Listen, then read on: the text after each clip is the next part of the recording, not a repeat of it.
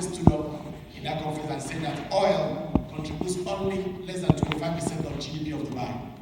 I almost said it was a lie. And I said, what's making them more money? They said tourism. 8 million people passed through Dubai airport last year, and each person paid $100 for their visa. So what we are calling, this essence of this meeting is not one of those meetings we attend and go back. We need to do something about this country. I read a book some 4 years ago called The End of Oil, and that book says something. It says that any country where oil is found, if that oil does not develop other sources of income, they will perform 4 times lower than their capacity naturally. That's what we are in Nigeria today. So I need to tell us that it's something that we need to take from this level to the next level. The oil economy, as I'm concerned, is almost over. Because there's an international conspiracy against oil. I was in Shenzhen for a conference. I saw hybrid cars that run on batteries.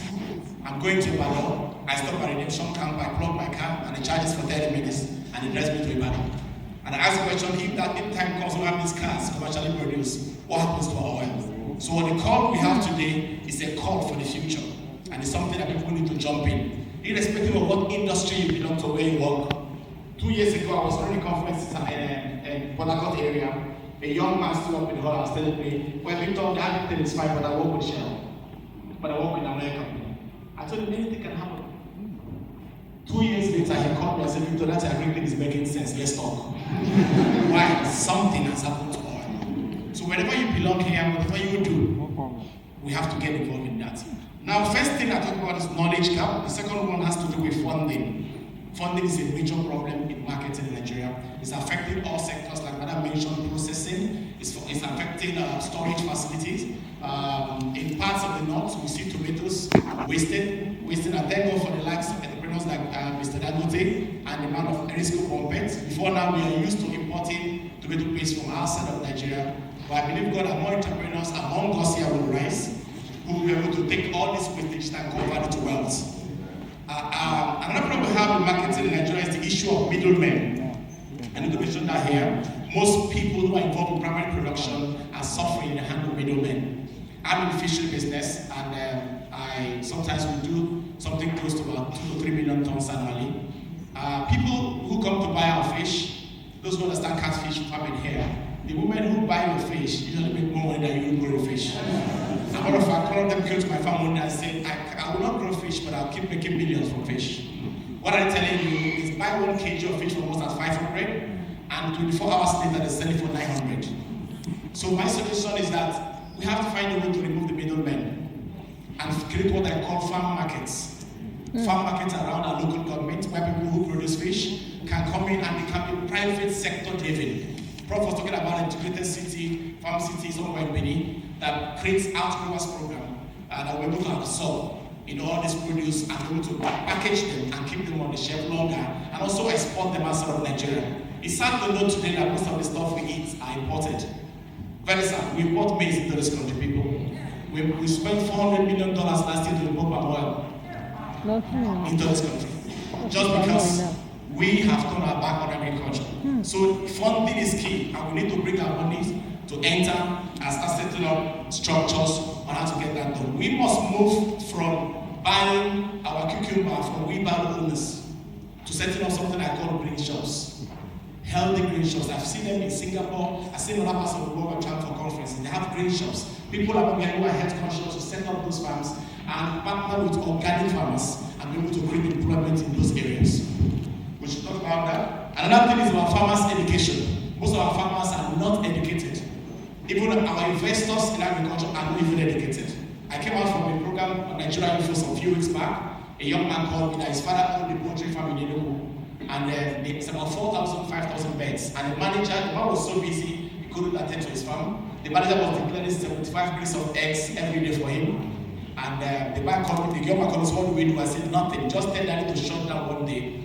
Go down to the farm and sit down from 6 a.m. to 6 p.m. Call me after he does that. They sat down one day and they got 180 crates of eggs from his family in one day. Now, if this shocked you, what I'm going to say will shock you more. The manager convinced the investor that the birds does not lay eggs on Sundays. They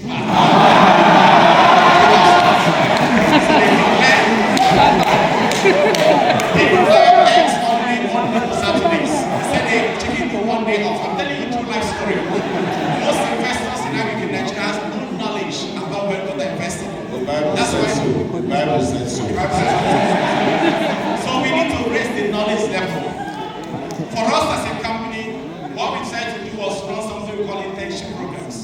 So we are involved in things like fishery, piggery, and the rest of them. So for those who want to invest in piggery, we give you free access to come into our farm and stay 1 month, where you learn how to grow this pig from our own farm before you set up your own.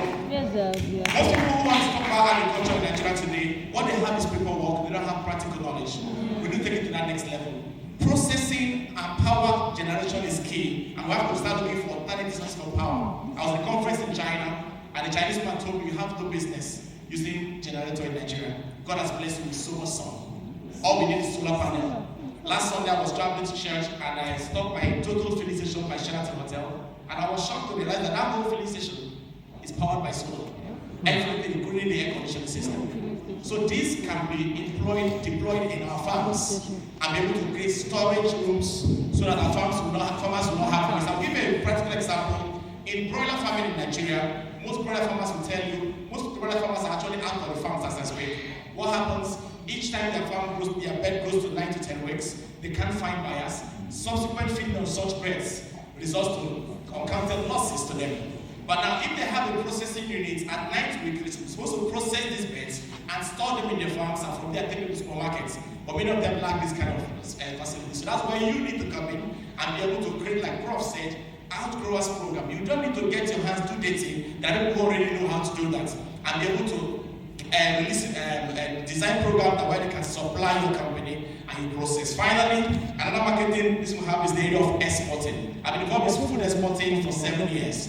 Like Madam mentioned, most of that, the last speaker that came and mentioned about our food stuff being rejected overseas. The reason for that is also our standards. And I suggest that the government should set up, apart from NAPC, apart from NAFDAC, apart from SON, let them set up something called Food Product Export Agency, something that focuses on food export alone. That's my own proposal. And I want them to look into the issue of having to understand the standards and quality for various countries. I'll give an example. There's a man in this town, his name is Mr. Sani, one of my heroes and someone I commend a lot in the area of processing for export. He got involved in fishery, and he did something I call thinking outside of the box.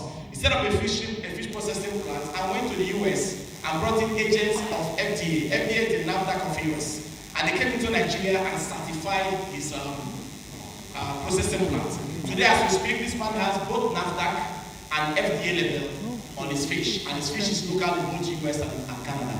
It's something we need to do. We need to think outside of the box. Our parents have stopped so far. We need to take, like our chairman said, all the exposures we have was designed for us to take agriculture from this level to the next level.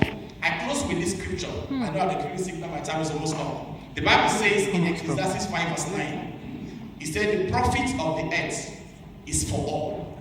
Even the king is fed from the farm. The profit of the earth is for all. There's nobody seated here that will say, I don't depend on the farm. You know what's happening today in the global market is that technology is shrinking the workplace. I need to tell you this. Prof invited me to relax some time ago. I told the students, don't learn how to write CVs. There are no jobs outside. They have to write business plans. Technology is shrinking the workplace. In the banking sector today, we have something called deposit bank ATMs. That means in the next 3, 4, 5 years, banks will no longer hire human beings to count money. You walk into a bank or they tell you something, you go and bank your money there. That means if you are a bank teller, machines are here to take your job. Now, that every sector will be affected. In America today, we replace almost everything with technology. But one thing that cannot be replaced, one thing, the Bible says, as long as the earth remaineth what? Seed time and harvest season. There is no software that can deal with hunger.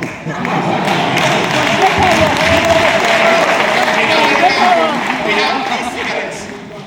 E-cigarettes, we have all kinds of software for different things, but no software. We never produce that. You're hungry, they put you on top, it's how you feel, that's how you better.